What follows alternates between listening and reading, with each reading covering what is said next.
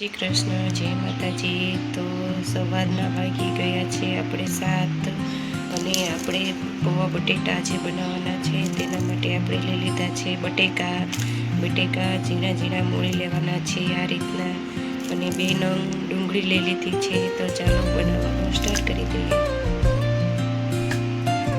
પૌવા બટેકામાં add કરવા માટે મેં અડધું ટમેટું લઈ લીધું છે.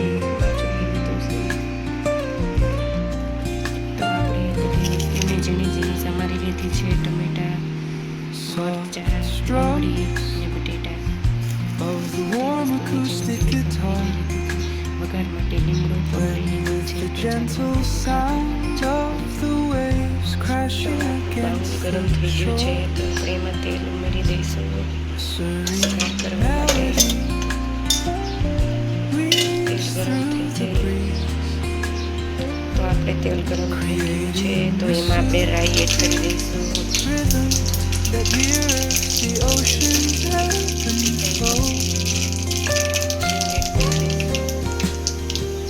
જીરું,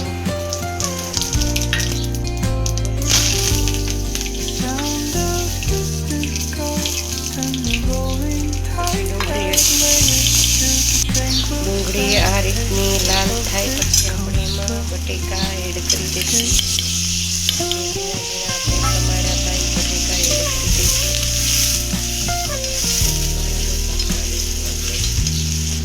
પછી આ રીતે આપણા ડુંગળી બટેટા અધકચરા પાકી જાય પછી આપણે એમાં ટમેટા એડ કરી દઈશું.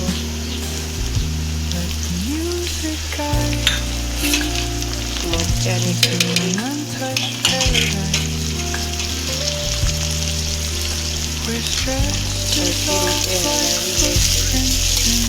થોડીક વાર પાકવા દઈશું. ત્યાં સુધીમાં આપણે આપણા પૌવા તૈયાર કરીશું. આપણે પૌવા લઈ લીધા છે એને આપણે ચાળીને ઝીણો જે કચરો હોય એ આપણે ચાળીને સાફ કરી વાળશું. પછી આપણે પલાળી દઈશું.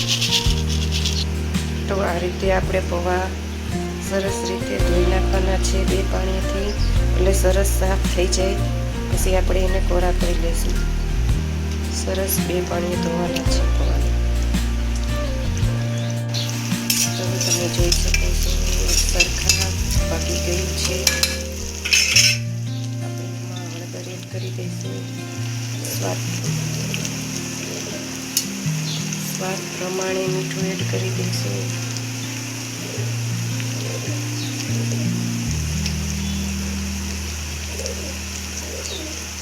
થોડીક ચટણી,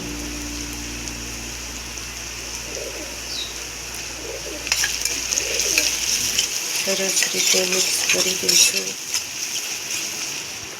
થોડુંક પાણી એડ કરીને સરખી રીતે પાકવા દઈશું. ચાલો પાણી સરખું મિક્સ ન થઈ જાય ત્યાં સુધી એને પાકવા દઈશું આપણે.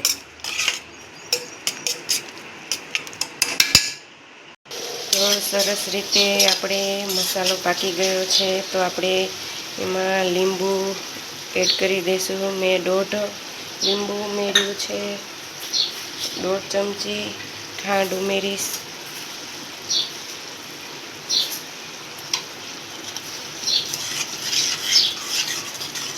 સરસ રીતે હલાવી લેવાનું છે. હવે થોડીક વાર પાકવા દઈ, બહુ ઝાઝી વાર નહીં, થોડીક વાર પાકવા દઈને આપણા પૌવા આપણે આમાં એડ કરી દેવાના છે. ત્યાં સુધીમાં આપણા પૌવા પણ સરસ રીતે કોરા થઈ ગયા છે. તમે જોઈ શકો છો સરસ કોરા થઈ ગયા છે. તો આપણે આને હવે એડ કરી દઈશું અને સરસ રીતે મિક્સ કરી લઈશું. તો આપણા પૌવા બટેટા બનીને તૈયાર થઈ ગયા છે. તો આપણે ધાણા ભાજી એડ કરી દઈશું.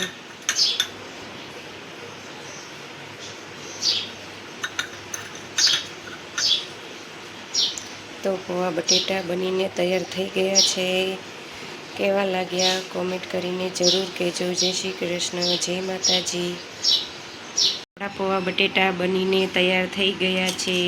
જોઈ શકો છો. કેવા લાગ્યા કોમેન્ટ કરીને કહેજો.